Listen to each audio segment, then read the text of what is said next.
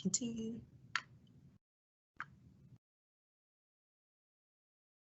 Hello, everyone, and welcome to our Disruptive Leadership series. Today's webinar is on the heavy and invisible work of emotional labor. My name is Brianna Jones, and I am the Assistant Director here at the Leadership Institute. And thank you for spending your time with us today. We hope to make this webinar interactive for you all. So we will be using the Q&A feature throughout to ask questions. I will also pause Shayna throughout the presentation to make sure that we are addressing everyone's questions as they come through. Today's webinar will be facilitated by Shayna Young. She is the Assistant Vice President of Leadership Development at Columbus State University and the Executive Director of the Leadership Institute at CSU. Shayna is a certified human behavior consultant and certified executive coach. She is certified in a variety of self-assessment tools, including DISC, BART on Emotional Intelligence, Hogan, MBTI, and Right Path. So Shayna, we welcome you. Thank you so much, Brianna, and welcome everybody. Thanks for joining us today. We really do love the opportunity to meet with you all and get to know some new folks and talk about subject matter that is relevant and important and things that we're all going through right now. And that's really what our Disruptive Leadership series is about, is trying to find new, important, relevant stuff that we all want to talk about and maybe don't always have the chance to talk about or really have a space or a place where we feel comfortable talking about some of this. And I think emotional labor is one of those topics that, you know, maybe we feel like we know a little bit about, or we don't know much about, or you feel like you know a whole lot about, and you just like some confirmation you're not alone, some confirmation that, you know, everybody else is carrying the weight and going through it as well. And it really is. It's heavy, invisible, unpaid work. And we do it at work and we do it at home. And so let's be clear first about what emotional labor is.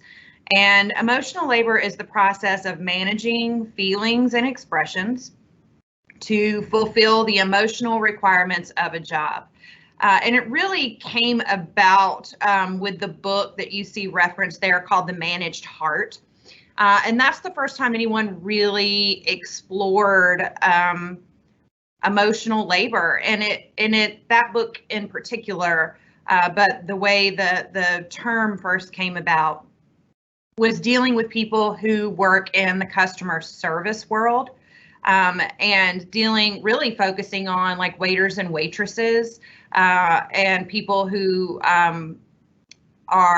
answer customer service calls, work in retail, things like that, where not only are they having to wait on tables and bring food, and they're also having to gauge the emotions of their customers and having to maybe put on a smile when they don't really feel like it, and especially when they maybe have an extremely rude customer, all because they need the additional pay and tip in order to make all of their actual labor, physical labor, worth it. So the emotional labor is what they do in order to earn their tips. And that's where the terminology really first came about. And when people really first started talking about it, but it's expanded, and it's expanded greatly in the last couple of years. And as you can see there, Dr. Paige Gardner at Loyola and several of her colleagues are working together to continue to expand emotional labor, talking about it in all forms of the workplace, where workers are expected to regulate their emotions during interactions with customers, with coworkers, with superiors, with students, as we have to do here at the university. There's with parents, even at the university level. Sometimes we're still dealing with parents, and we know, of course, teachers in K through 12 deal with that every day as well. So the thought process behind and the research behind emotional labor and defining it has really expanded. And so in this session, we are going to talk about different ways that we experience emotional labor, and touch on some tips and tricks for managing it to help you really avoid burnout. That's the goal here. I think this year we all have done a tremendous amount of emotional labor. I know we do it regularly all the time, but when you have been at home, working from home, your kids are at home doing virtual school, you're managing your employees virtually, your kids physically, everything just seemed to be backwards during the day to what we're normally used to. And it's all the things that we do around us to keep people happy, including your family. It's all the things that you do as a spouse, as a mother, as a sister, as a daughter, as well as a colleague. The things that you do and say, or maybe don't do and don't say, in order to keep those around you happy. So what does emotional labor in the workplace look like? And what it looks like is interactions between employees and customers and your manager, your supervisor. It's the pressure to perform under a manager and also meet customer or client expectations. Employees are the performers. They carry out the mission of the organization. You're the one greeting people out the door, shaking hands, smiling, inviting people maybe into your space. You're the one who's sharing the mission of the organization or carrying out the duties as management has asked you to carry out. And it's providing satisfaction to those you serve.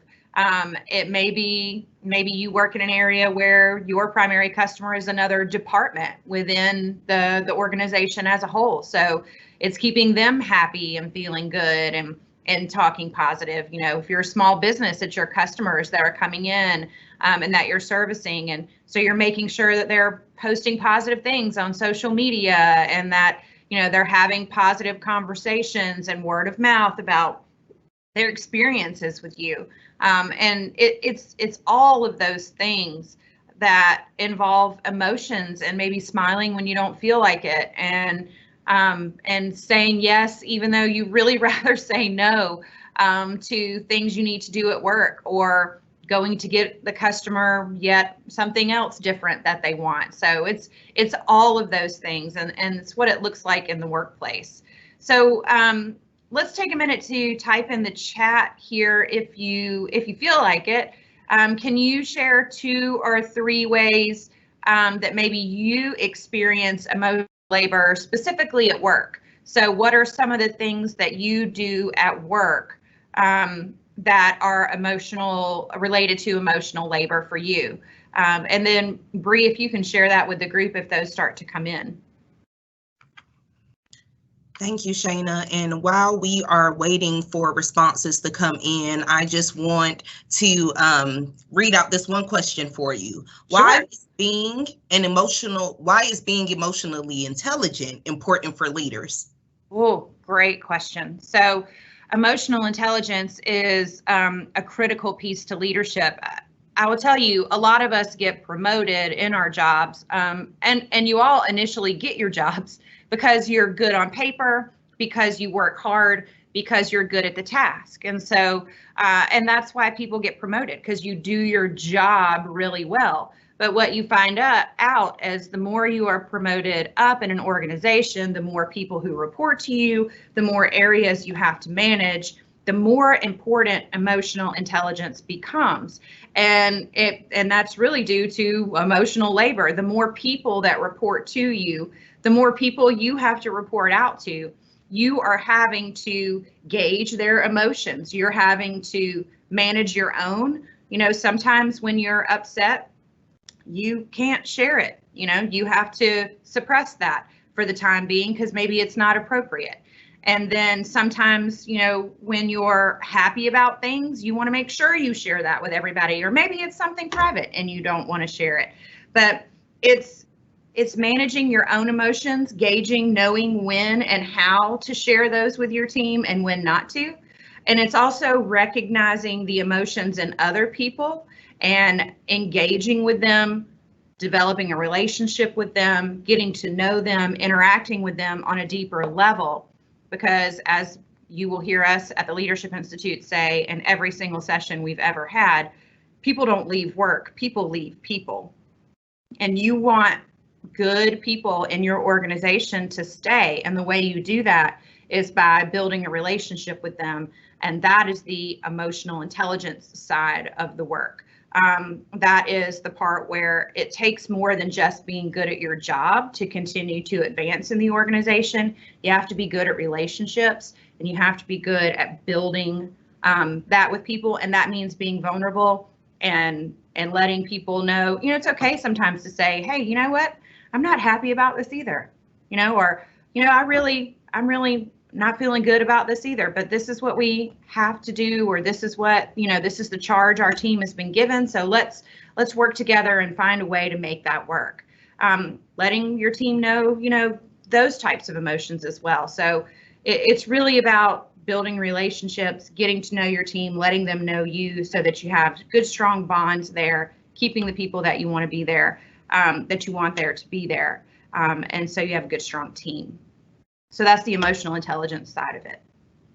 Thank you for that, Shayna. And we do have some comments that have came in. Okay. Being there for a team and trying to support them and what they are going through, in addition to my own life stressors. Dealing with the emotional stress of changes, having to watch coworkers face difficulties and be there for them. Yeah, I think that's the biggest piece of workplace emotional labor, right? Is being there for your employees, coworkers, colleagues that are going through hard stuff, and also having to deal with your own hard stuff. This past year, if you have a team of people that you manage that report to you, or even, just your colleagues in general, helping them through, what was one of the strangest years we've all ever experienced, and all the emotions and things that come along with that. But in addition to, you're dealing with all your own stuff. And so carrying that is heavy. It is a heavy, it is invisible. Nobody sees it. And it is unpaid. We do not get paid for that, even though it is a huge part of our jobs and a huge part of what we do. So thank you for sharing those. Those are great, great examples of emotional labor in the workplace. So what does emotional labor look like at home? And it is being the keeper. You are the keeper of all things. And I feel this so deeply, being the keeper of all the things, especially if this is a strength for you naturally. Maybe you're a good organizer and a good planner. And so it comes naturally to you. So it does sort of end up on you, all of it, even though maybe you wish others in your home or others at work shared it with you. But at home, it looks like the keeper of information. And I mean information like birthdays, reminders, school handbooks, dietary restriction needs, contact information for everybody and everyone. It looks like being the keeper of schedules. So after school activities, the doctor, dentist appointments, when everything needs to be refilled, when things need to be reordered, all of those things. It looks like planning, right? So you plan birthday parties, you meal plan, you plan vacations. I planned our first ever Disney World trip, and I planned it so much I didn't even have a good time while we were there. I scheduled everything and every minute, and that was, for me, one of the most stressful vacations we ever had, because I had scheduled and planned every single minute of it. Not much of a vacation. You are the keeper of rules and guidelines in your house. So you know which of your kids are responsible for which chores. You know the can do's and the can't do's. It's that great line, I know we've all seen it, where a kid asks their dad if they can do something, and the dad says, go ask your mom.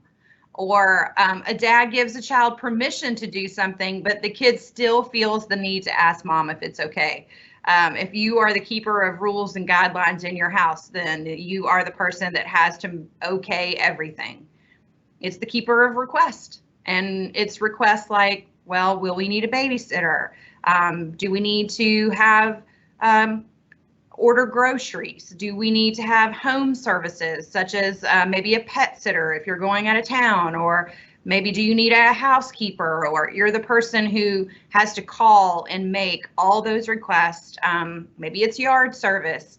You're the person who schedules all of that. You know what days they're coming. You know when to leave the check or when to make the payment, those types of things. You're the keeper of the list. And that's the list of anything that needs to be purchased. I know we keep our running grocery list on the refrigerator, and I tell everybody in the house, if it's not on the list, it doesn't get bought, because that's what I use when we order groceries or to pick up, or we go to the grocery store.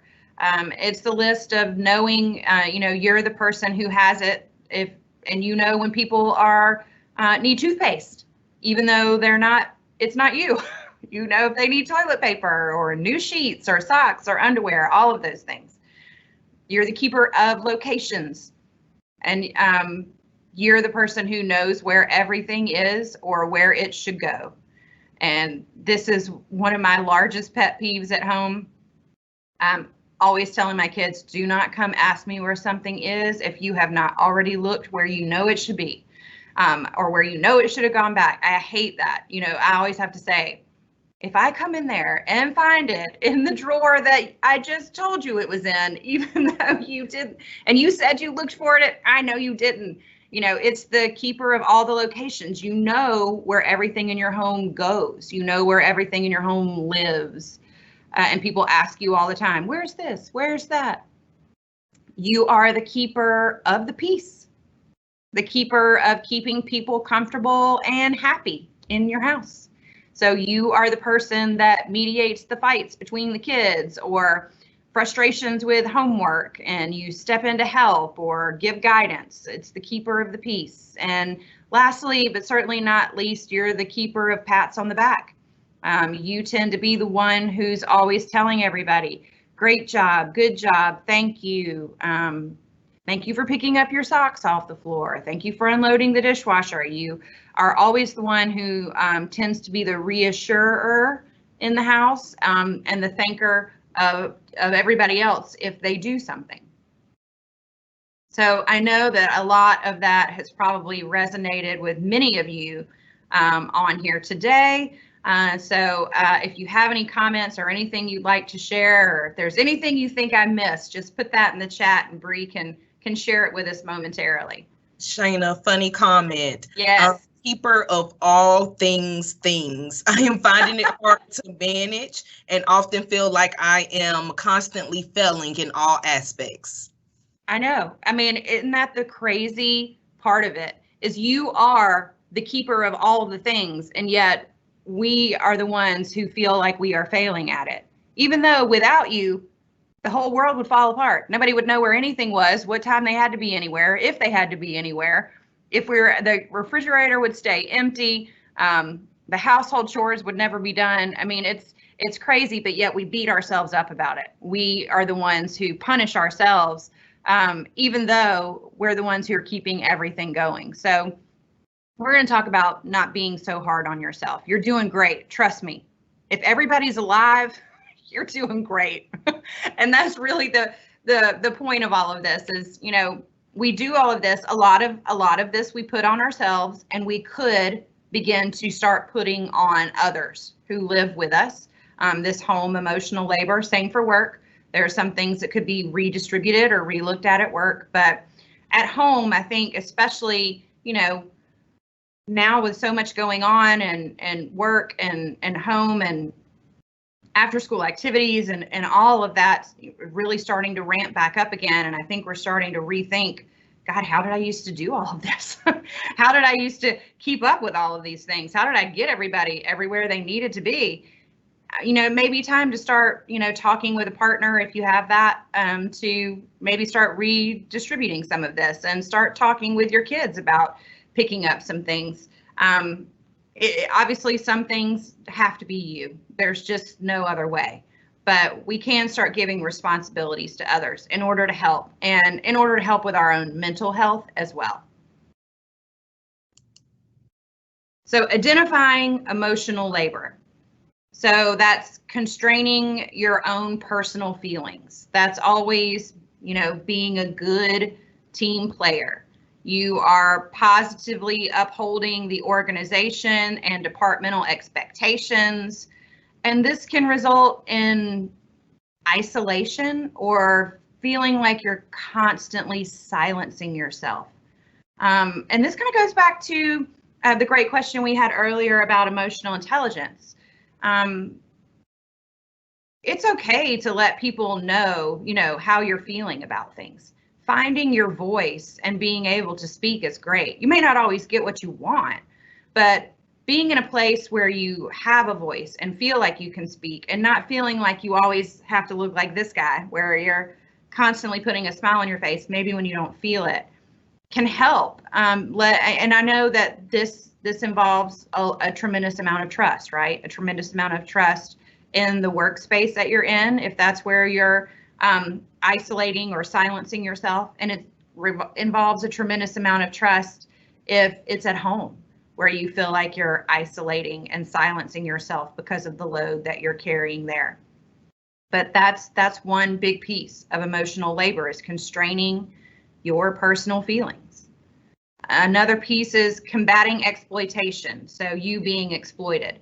And that's you being the go-to person for issues or concerns about everything. You're the person that cares for others beyond your own personal capacity to do so. And it's shared identities, which can cause pressure to overextend yourself for other people. So being a people person is a beautiful and a wonderful thing. Being a people person who wants to help, who maybe finds your identity in being a helpful person, is also wonderful. But when it gets exploited, when you're the person that people go to for every issue, when I'm talking about at home and at work, every issue, every concern, you're being constantly interrupted. You can't get anything done because people continuously want to talk to you about this, People not even in your area, not even your direct reports. They're calling you from other areas to handle issues and handle concerns. And you find yourself caring for others beyond your personal capacity. And that could mean your own family.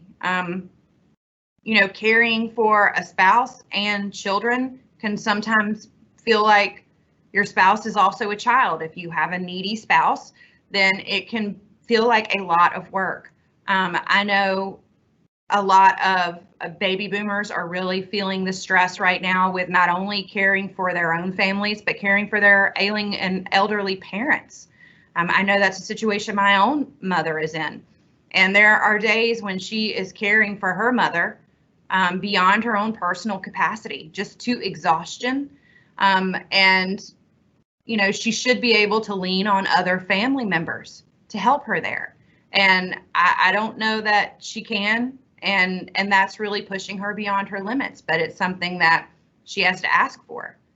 And then shared identities that can cause pressure to extend yourself over others. And that's because you identify as a really helpful person. It's part of who you are. And the idea of saying no, or the idea of you yourself asking for help, is off-putting to you. You don't want to do that. You don't want to be the asker of help. You're the giver of help. And so, there's something about the idea of asking for help that it keeps you from doing it. And so you're exploiting yourself, and you're becoming overly tired and exhausted, and really asking yourself, I don't know how I can keep this up, right? That's something I think we all have asked ourselves in the past year, if not all the time.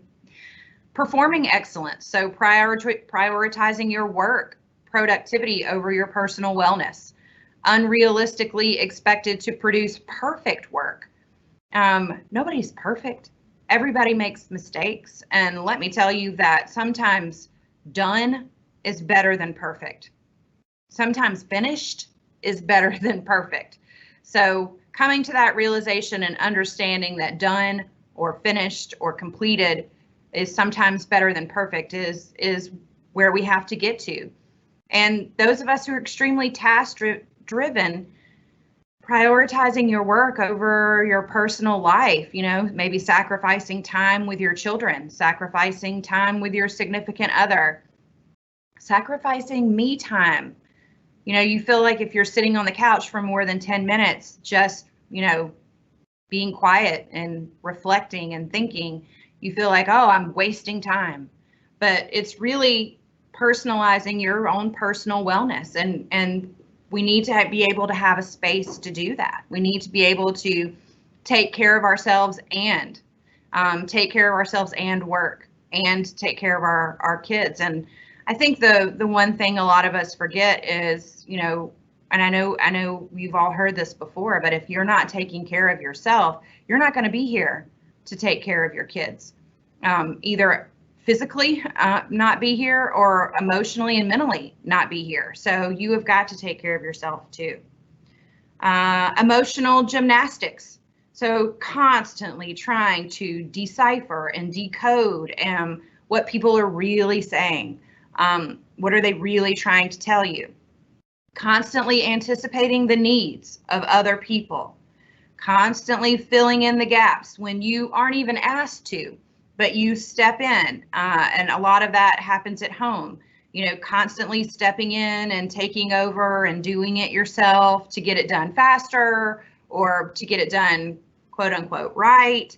You might step in and, all of these emotional gymnastics, it's just really, it will wear you out. That's why it has gymnastics in the phrase.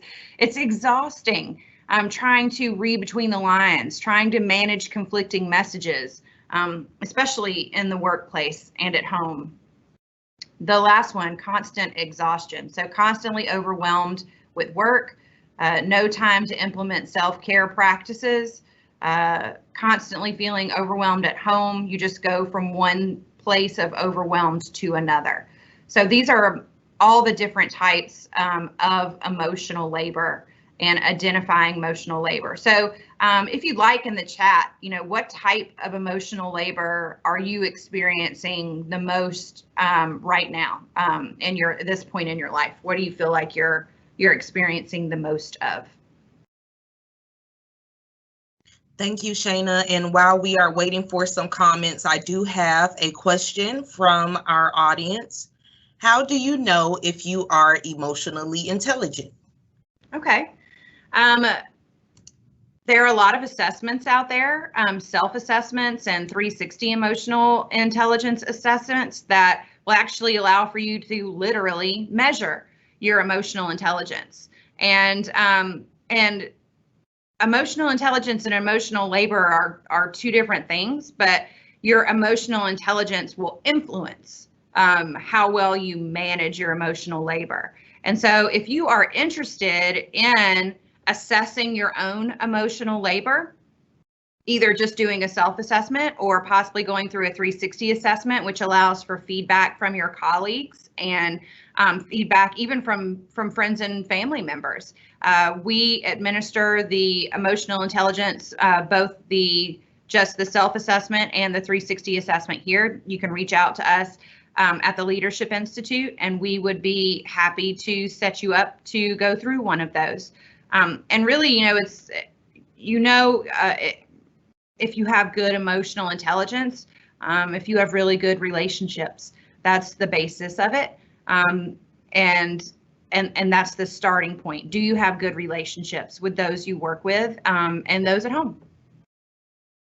Thank you, Shayna. One comment that we received, trying to balance changing health needs, family needs, personal needs with work demands. Yes, that is all of this performing excellence, trying to do all of those things and the constant exhaustion that comes with that. Trying to be a good spouse, trying to be a good parent, trying to be a good employee, trying to be a good daughter, a good sister, a good friend. all of those things, that's performing excellence, and it can be exhausting. I And agree. that I suffer from performance excellence. And I'm yes. admitting that right now. Shayna. I mean, I think we all want to be really great at all of those things, but I think it's damn near impossible to be great at all those things all the time. And we have to give ourselves some grace. We really, really do. We have to give ourselves some grace and allow ourselves some time to heal ourselves, and take care of ourselves. And that seems to be the one thing that we all are resistant to, is taking care of ourselves, healing ourselves. Those people, there are some people who have it figured out. God bless them. They are people who know how to self-care. But there are others of us who just haven't gotten there yet. And I hope through this you figure out some few small ways to be able to do that. So I want to touch on the emotional exhaustion of it all. So managing, like we just said, employees, customers, and families' emotions, which leads to managing organizational expectations at the same time. So not only are you managing the emotions of every person that you're coming into contact with every day, you're also managing the organizational expectations of performance, and that you have goals you have to meet and you have things you have to do. And so you want to be good at managing employee emotions and customer and family emotions, and at the same time also reach those performance goals.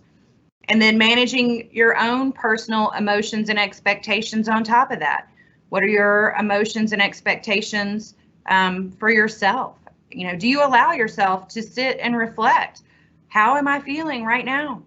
How do I feel about making this deadline? How do I feel about having to, make sure I run out the door 5 minutes early from work, sort of hoping nobody sees me so that I can run home, grab my kid and get him to baseball practice before, so he's not late.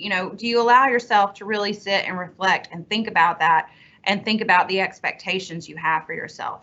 Without clear direction, without validation, and that's validation from your managers, from the people who live in your home with you, without recognition and without compensation.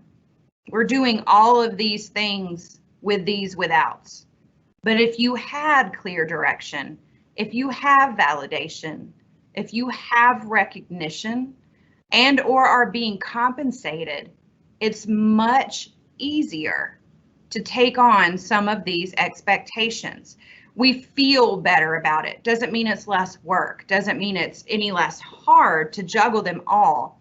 But when you have a clear direction, when you're validated by those in your home and at work that what you're doing is important and that they support you, and when they tell you thank you and give you the recognition for everything you're doing, and or at work there you are compensated fairly, or at home you are compensated by a day where your significant other takes your kids and you get to have the day at home. And I mean a day at home where you lay on the couch and binge watch Netflix. I'm not talking about a day at home where you clean all day long or work in the yard all day long, unless that's your stress reliever and what you enjoy doing. I'm not going to begrudge you that. I do know that there are those of us who enjoy those aspects of our homes, but clear direction, validation, recognition, and compensation, which is what most of us do without, are some of the remedies to this emotional exhaustion if we have it, if we can get it.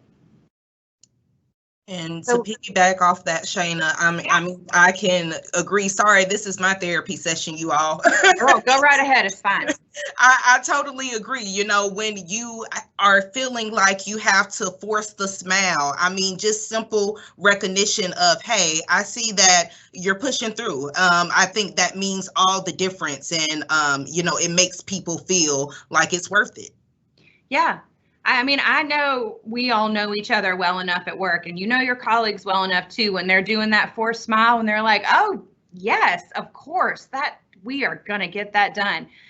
Patting them on the back and saying, I know that's not what you wanted to do, but I'm proud of you for pushing through, or I'm proud of you for putting on that smile when you have to, or thank you for not exploding on the customer even though they really deserved it.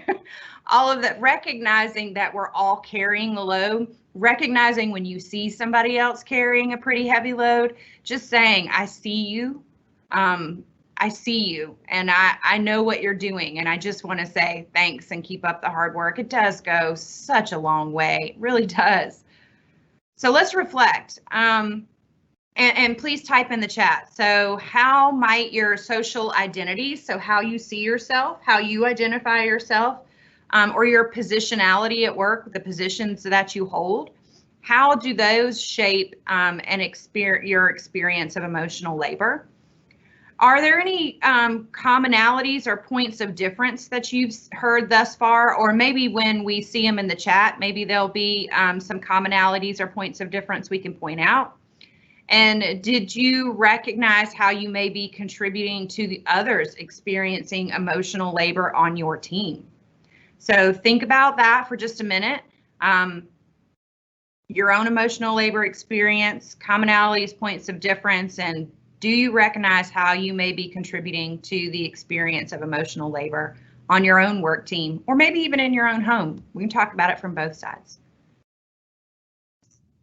Thank you, Shayna. And while we're waiting on comments, I think that last one is very important. I don't think a lot of us take the time to think about how we are contributing to someone else's emotional labor and the stress that that puts on, you know, their daily lives. Yeah, I think you're right. You know, I don't know that we recognize when it happens. I don't know if we truly recognize when we're doing it and thinking about all, because we don't really think about, you know, everything that's going on in everybody else's life all the time. So it can be sometimes hard to recognize when you're contributing to the emotional labor of others. Thank you, Shayna. And we do have one comment. It certainly makes me think how I am contributing to others' emotional labor. I never want to add more stress onto someone else. Yeah, I don't think any of us do, you know, and there are times when we do, and we just, I mean, there's just no way to avoid it. But those are the times I think it's important to talk about it, to recognize it, and have a, you know, good, solid conversation around it. It could be through that kind of conversation and talk that you recognize that you can help out in a different way. Maybe alleviate some emotional labor in another area for that individual. Who knows, right? So let's talk about strategies for managing emotional labor. And there are 4 major strategies that I want you to think about. And then we're going to go over some ways and that you can do it. And then I want to hear some ways that you might be doing it or thinking about doing it if you're not already. So creating your own support system. I like thinking of it as the SOS, the cry for help. You are creating your own system of support. And those are people and spaces that genuinely invest in your success and your professional needs, or personal needs if the labor is mostly at home. So creating a system of support for yourself. Another way to manage your emotional labor is to protect your time.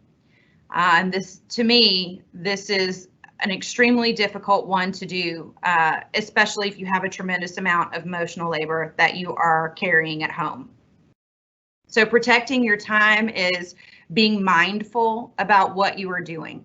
And that means quite literally thinking about what you are doing, asking yourself, do I need to do this? Is this something that has to be done? Is a great question to ask. And then the other question to ask is, does it have to be me? You know, do I have to be the one who's doing this? And if the answer to that is no, then who else could do it? If your kids could do it, your spouse could do it, somebody else at work could do it. I find myself doing administrative things and I'm like, why am I doing this? You know, a student assistant could do this for me. Why am I doing this myself? And it's because I've just always done it. So now I find myself doing it. but it really shouldn't be me. I could find a student assistant to do it, and that would be me protecting my time. Prioritize your personal and professional needs here as well under protecting your time. Normalize downtime. Yes, it is okay. I'm telling you right now, I'm granting you permission to sit on your couch and not do anything. It's all right. You don't have to be folding laundry every time you're sitting down. It's okay to just be still. Normalize downtime. And if you have to schedule downtime for yourself, do it. Create beginning and ending work day rituals.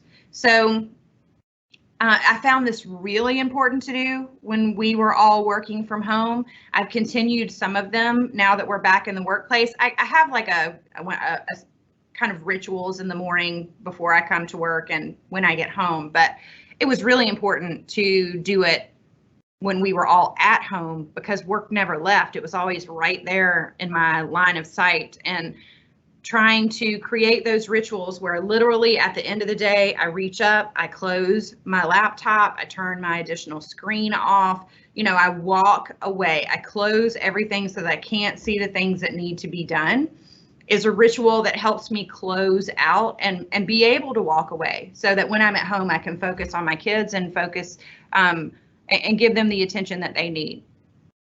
Make sure your professional values align with your work schedule, and schedule and use your vacation days. You earn vacation days, use them. Take time off, take a mental health day. Those are hours you have earned, and I mean earned. Take them, that's what they're there for. Speak your truth. Under speak your truth, we're talking about it takes a lot of energy to conceal your feelings. And I don't mean, obviously you don't need to explode at work and start screaming at people. You don't need to do that at home either. But it takes a lot of energy to conceal your feelings. So try to start practicing having courageous conversations, having uncomfortable conversations, speaking your truth.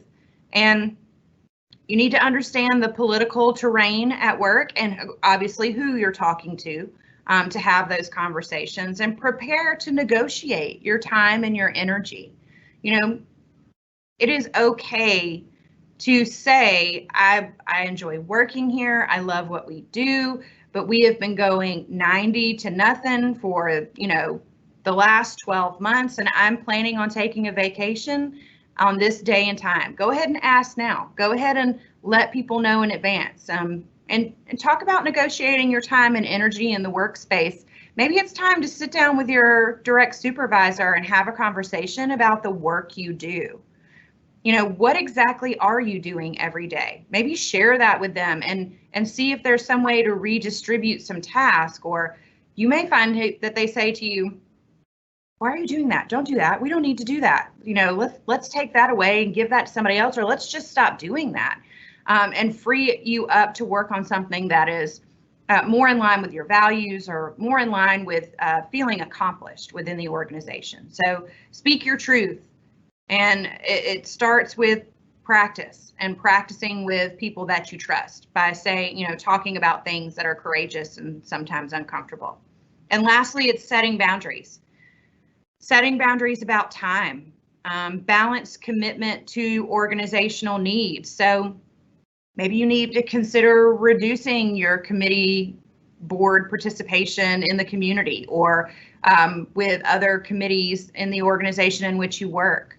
Your well-being, you do have a safe place where you can have an emotional release.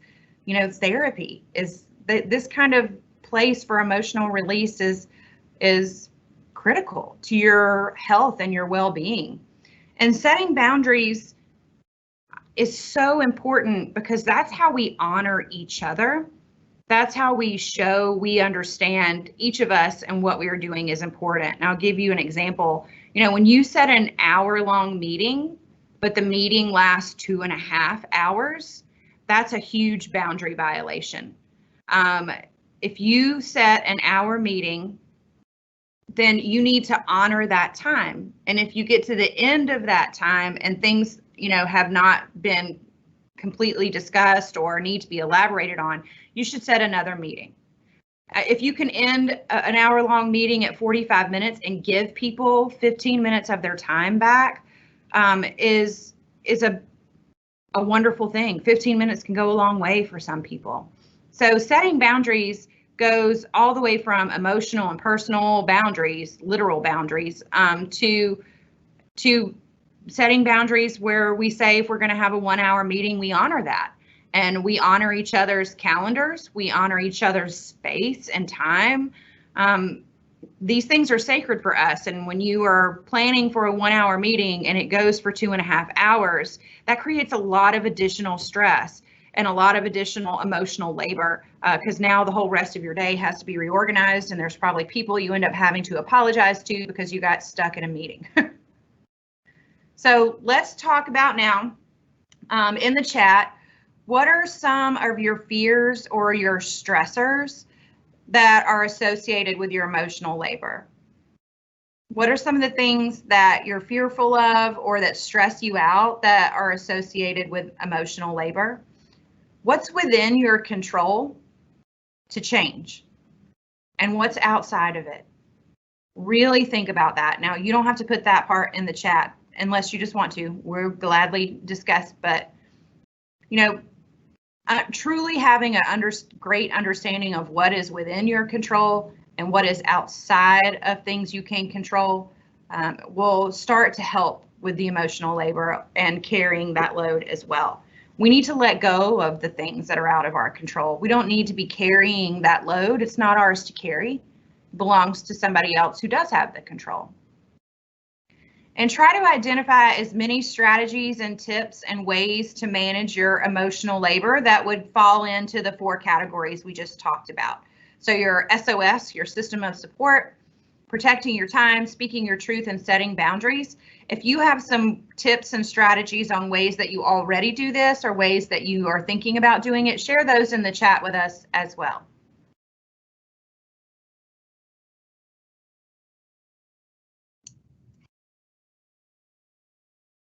Thank you, Shayna, for that. I will jump in while we're waiting for some responses to come in. As far as creating your system of support, first and foremost, it's my direct supervisor, someone who can help me think about my load and all of the emotional labor that I'm dishing out, and just helping me, talk out loud to them while I just, get all my thoughts out, and, they can help me organize them a little bit later or come up with strategies on how we can move forward. And, that will help greatly. Absolutely.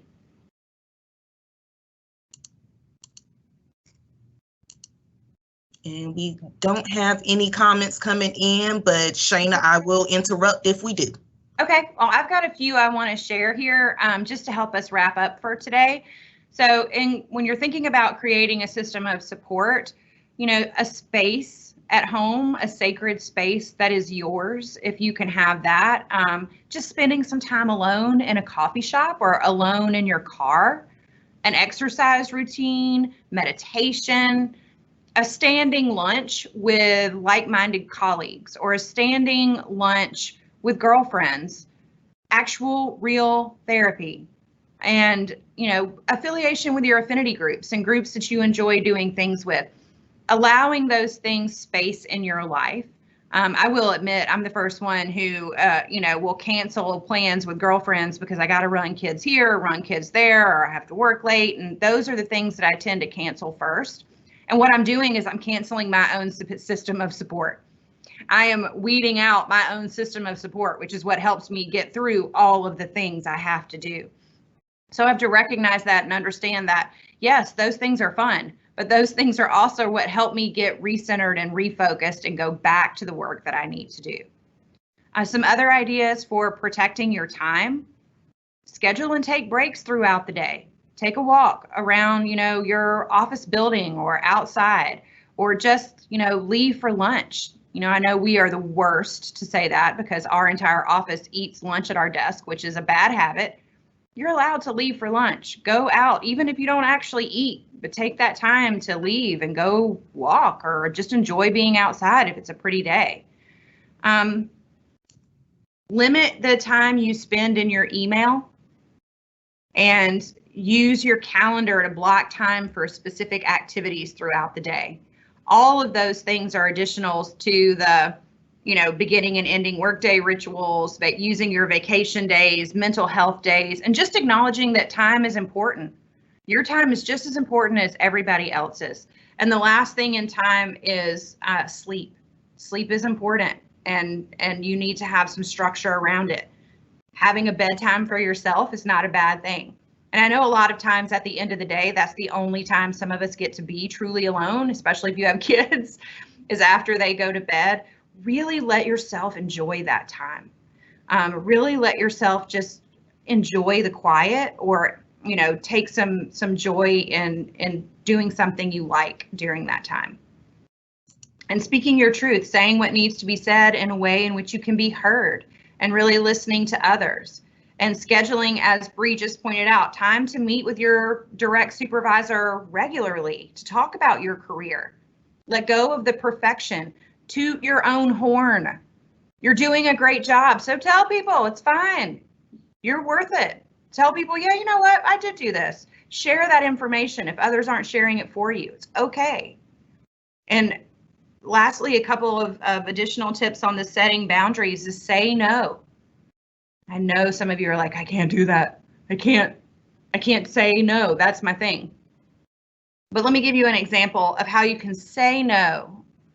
So somebody calls you and says, or somebody texts you and says, I need to talk to you right now. Now, most of you would be like, oh, let me stop everything I'm doing and call this person. Can you call me right now? You could consider it. So think about it, consider it, and you can reply back with, actually, I can talk at this time. Reply back with an actual time you can talk with, and then see what their reaction is. A lot of times when people send you a text or an email that says, can we meet right now? Can you talk right now? Give me a call when you have a second. All of those things will spur in us, I need to call right this very second. No, they actually meant when you had a second. It's our reaction that causes us to drop whatever we're doing and respond to that email or make that phone call. A lot of times if we respond back with, I'm available at 3:30, does that work for you? The person who sent the text or the email is like, sure, yeah, that's great. They didn't intentionally mean to contribute to your emotional labor by saying, do you have time to talk right now? They were just trying to see if they could get in right that minute. If you're not available, usually they take that really well. And if you tell them I can talk at 3:30, could that work? And actually try to schedule a time, a lot of times people are fine with that. We take the things as emergencies more so than maybe the people who sent it intended it to be. Have honest conversations with your supervisor and your spouse. You don't have to anticipate the needs of everyone. It's not your responsibility to anticipate the needs of every single person in your life. It just isn't. Empower those around you and at work and at home to do their part. Empowering our children, empowering our significant others, empowering our direct reports is leadership. The number one goal of a leader is to develop others.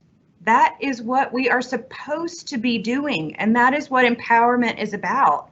Empowering your children, empowering your spouse, and empowering those around you to do their part is a good thing. It is not a mean thing. It is not a bad thing. You are helping them to grow, and that's what leadership is. And you don't have to respond to emails immediately. I'm going to say this to you now, and hear me. 24 hours is a good response time. And let me tell you, if you read an email that you have some negative feelings about when you read it, kind of makes you mad or upset, you should give yourself 24 hours to sit with it before you respond. Don't just type something off real quick, because then all of a sudden it's going to explode into something bigger, and it's going to cause a lot more emotional labor than if you just said, you know what? I didn't like the tone of that email when I read it, didn't sound right to me. I'm going to leave that sitting there for 24 hours while I think about it and respond tomorrow, because that will allow for you to really process what you want to say and think about it and word it, maybe rewrite it a couple of times before you hit send, and maybe start something bigger than what you had really intended to do. And tell people about your priorities. Sometimes, talking about your priorities with your team or with your direct supervisor can be tremendously helpful, because they may not realize that these things are your priorities, and they may want you to shift, or let's talk about changing. And your direct reports may not realize that these are the things that you spend your time on, and they may need to change their priorities to match the priorities that you have in order to get some things done. So having conversations about priorities at work can be really helpful. So that's all I have for you today. We're going to have this last 5 minutes for questions. If you have anything that you would like to ask, I hope you heard something today that was affirming, so that you know you're not alone and we're all carrying emotional labor together. But I hope you're now thinking about ways that you can maybe lighten your load, and getting yourself some support and some protection, so that you can feel better about the load that you're carrying, maybe help redistribute it, and take some time for yourself. Thank you, Shana. And I will close by reading some of these comments. The only thing that I really can control is what I do, how I react, how I choose to respond or act. I have to do a better job of understanding what's in my control and what is not. This one really resonated with me. Everything outside of me or myself is out of my control. However, how I choose to act or react has a bearing on what happens around me. Example, if I have a pleasant attitude and am happy, sometimes it can cheer others up. And I have a total transparency here. I felt, pretty bad about coming in today because I forgot about the webinar. So I wasn't as prim and put together as I wanted to be. And I was just, freaking out in Janicia's office, and Chelsea just stopped me and said, "Hey, are you okay?" And it shifted my attitude. So, sometimes it just takes that pleasant attitude. We do have a question. How would you recommend as a leader to start this conversation with my team to ensure their needs are being met? Oh, that's excellent. So I think maybe just talking to them, you could simply say, I attended this webinar on emotional labor, and I'd like to share a couple of the things that I learned with you. And then invite them to open up, and say, what emotional loads are you guys carrying? And, and obviously whatever they feel comfortable talking about, but it's a great opportunity to have them share what are some of the emotional loads that they're carrying. And, do they feel like they're carrying it pretty well?